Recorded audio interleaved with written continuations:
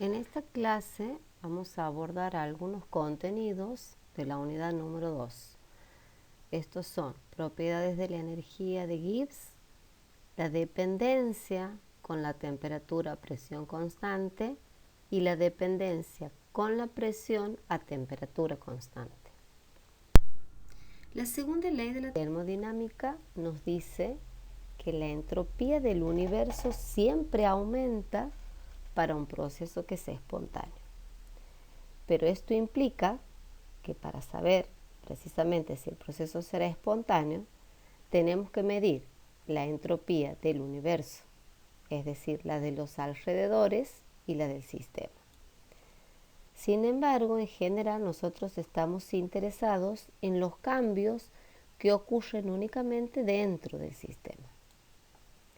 En este sentido, si queremos ocuparnos únicamente de las propiedades del sistema, sin tener en cuenta los cambios en las propiedades termodinámicas del entorno, lo que tenemos que evaluar es otra función termodinámica, que es la energía de Gibbs.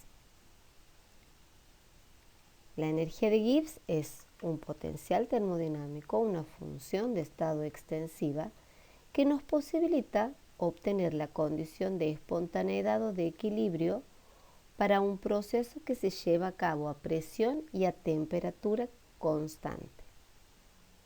Cuando usamos la energía de Gibbs para determinar la espontaneidad de un proceso, nos ocupamos solamente de los cambios y no de su valor absoluto. Y ese cambio a presión y a temperatura constante se puede determinar a partir del cambio de la entalpía y de la entropía. Cuando ese cambio es menor que cero, el proceso será espontáneo. Si es mayor que cero, no es espontáneo en ese sentido, y si es igual a cero, tenemos un proceso que está en equilibrio.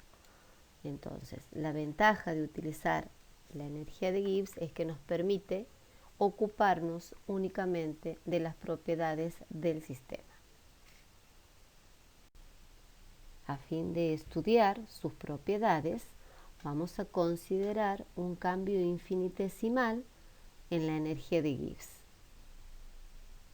A través de ese cambio infinitesimal, lo que obtenemos es la ecuación 1. Tengamos en cuenta ahora la definición de la entalpía.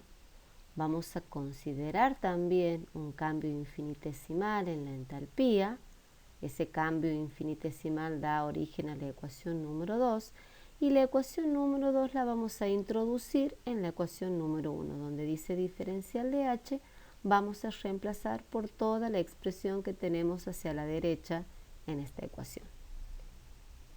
Habiendo introducido la ecuación 2 en la ecuación 1, obtenemos la ecuación 3. Lo que vamos a tratar de reemplazar ahora es el diferencial de U, que es el diferencial de la energía interna. Para ello también, en términos de cambios infinitesimales, vamos a definir a la energía interna a partir de la primera ley de la termodinámica y vamos a considerar un cambio reversible en un sistema cerrado y que solamente realiza trabajo de expansión, de forma tal de al calor poder expresarlo como T por diferencial de S y al cambio asociado al trabajo como menos P diferencial de B. Con esas consideraciones obtenemos para ese cambio infinitesimal en la energía interna esta expresión. Ese cambio va a ser igual a T diferencial de S menos P diferencial de B. Ecuación 4. El siguiente paso es introducir la ecuación 4 en la ecuación 3, donde está indicado el diferencial de U. Entonces, introducimos la ecuación 4 en la ecuación 3, reemplazando ese diferencial de energía interna, y obtenemos como resultado la expresión denominada como ecuación 5. En esta ecuación lo que podemos observar es que tenemos muchos términos que son idénticos y de signo contrario, por lo cual los podemos simplificar.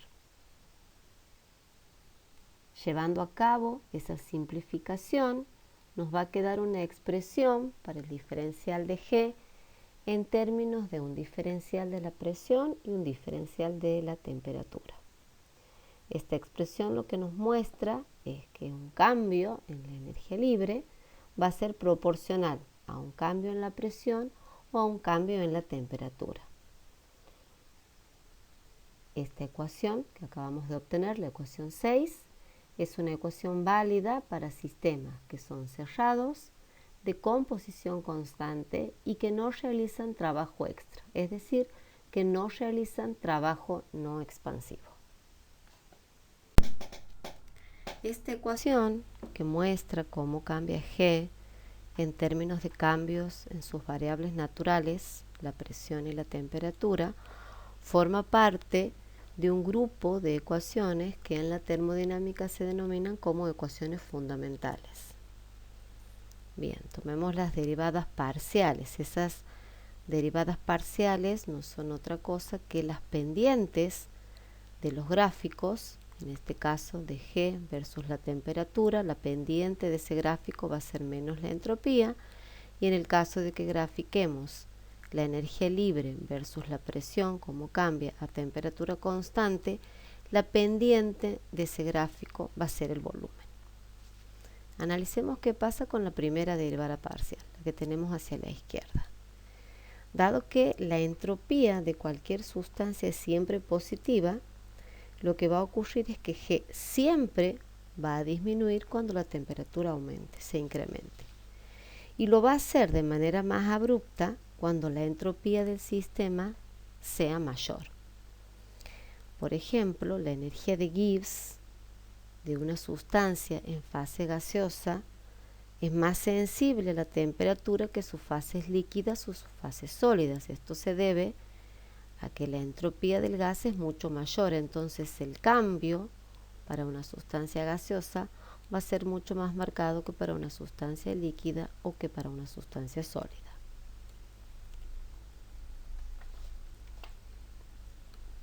Entonces nosotros podemos analizar, encontrar una expresión para el cambio de G versus T. En realidad, con frecuencia, es más importante conocer cómo depende el cociente de G sobre T con la temperatura. Y esto se debe a que más adelante, cuando estudiemos equilibrios químicos, vamos a ver que la constante de equilibrio de una reacción está más relacionada con el cociente G sobre T. Bien, para encontrar esa dependencia, vamos a tomar esta derivada parcial, la de la energía libre respecto a la temperatura a presión constante. Y lo que vamos a hacer es, en la ecuación que define a G, es decir, G igual a H menos T por S, donde está S, vamos a reemplazar S por la derivada parcial. Como esa derivada parcial es menos S, la expresión se va a transformar en energía libre igual a entalpía más T por la derivada parcial de la energía libre respecto a la temperatura a presión constante. Entonces, sobre esa ecuación que obtenemos, de reemplazar la entropía por la derivada parcial, vamos a operar matemáticamente. Lo primero que vamos a hacer es dividir ambos términos de la ecuación sobre t al cuadrado. Una vez que hemos hecho la división, vamos a reordenar un poco la ecuación. Fíjense que g sobre t al cuadrado, que está a la izquierda sumando, va a pasar a la derecha restando. H sobre t al cuadrado está a la derecha sumando, va a pasar a la izquierda restando. Después vamos a poner atención a esos dos términos. Y esos dos términos no son otra cosa que la derivada de G sobre T respecto a la temperatura. Recuerden que en la filmina anterior había destacado nuestro interés de conocer cómo depende G sobre T con la temperatura, porque después eso nos va a servir para estudiar la dependencia de las constantes de equilibrio con la temperatura. Entonces, en lugar de poner estos dos términos, que son estos, como esos dos términos son igual a la derivada de g sobre t respecto a la temperatura, vamos a reemplazar por la expresión para la derivada. Entonces, donde estaban estos dos términos, directamente vamos a poner la derivada de g sobre t respecto a la temperatura, presión constante, y nos va a quedar esta expresión, que es la ecuación de Gibbs-Helmholtz, la cual, para un cambio finito, se va a transformar en esta ecuación.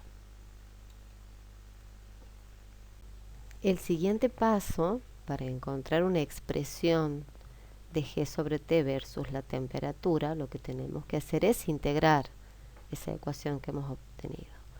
Entonces reordenamos un poco esta ecuación, pasamos este dt que está aquí dividiendo, lo vamos a pasar al término de la izquierda multiplicando. Planteamos los términos de las integrales. Al delta de h lo sacamos fuera de la integral. Vamos a suponer que en ese intervalo de temperaturas que estamos considerando, la entalpía, el cambio en la entalpía se mantiene constante. Y procedemos a integrar esa expresión. El resultado que se obtiene es este, el que aparece aquí. Esa ecuación, por ejemplo, nos permite, si conocemos los cambios en la energía libre para diferentes temperaturas, podemos calcular el delta de H de la reacción, o bien si conocemos el delta de H de la reacción y conocemos un delta de G a una determinada temperatura, podemos calcular otro delta de G a una segunda temperatura. Tienen representados en la parte inferior de la filmina cómo cambia, fíjense, delta de G sobre T con la temperatura. En la misma escala de temperaturas, pero con otras escalas en Y, tienen representado un cambio en el logaritmo neperiano de una constante de equilibrio. Y si se fijan, la tendencia es exactamente lo misma. A eso me refería cuando les decía que es muy importante conocer el cambio de G sobre T para después poder utilizar esa información en el cálculo de cómo cambian las constantes de equilibrio con la temperatura.